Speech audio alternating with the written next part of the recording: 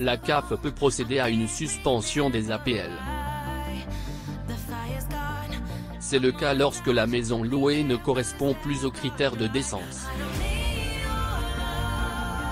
Les logements en location doivent respecter certains critères de décence.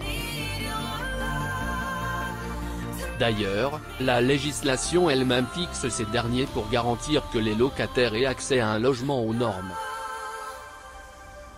Plus précisément, c'est le décret N°2220 du 30 janvier 2002 qui les fixe. Selon ce texte, le logement doit disposer d'une surface minimum pour être mis sur le marché.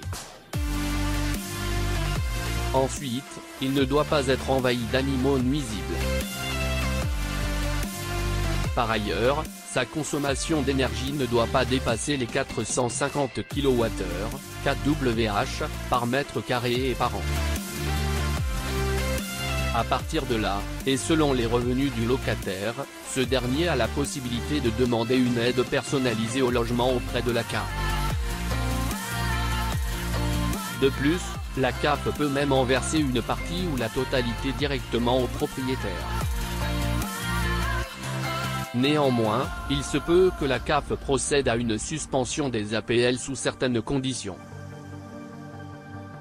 Au moment de demander l'APL à la CAF, le locataire doit d'abord signaler si le logement satisfait aux normes de décence.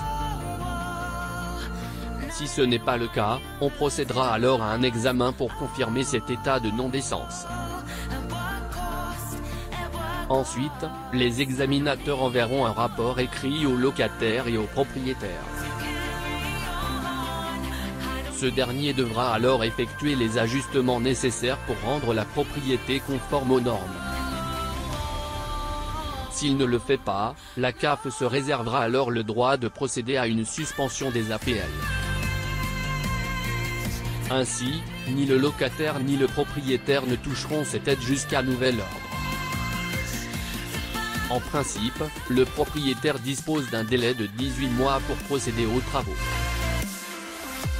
Le compte à rebours commence alors au moment de l'enregistrement de la non-décence par la CAF. Durant ce délai, la caisse d'allocation familiale conservera alors le montant des APL. Puis, une fois les travaux terminés, la suspension des APL prendra fin et la CAF restituera toute la somme accumulée au propriétaire.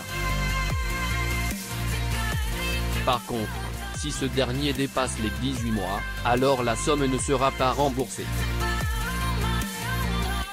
De plus, le propriétaire n'aura aucun moyen de faire payer ses loyers perdus au locataire.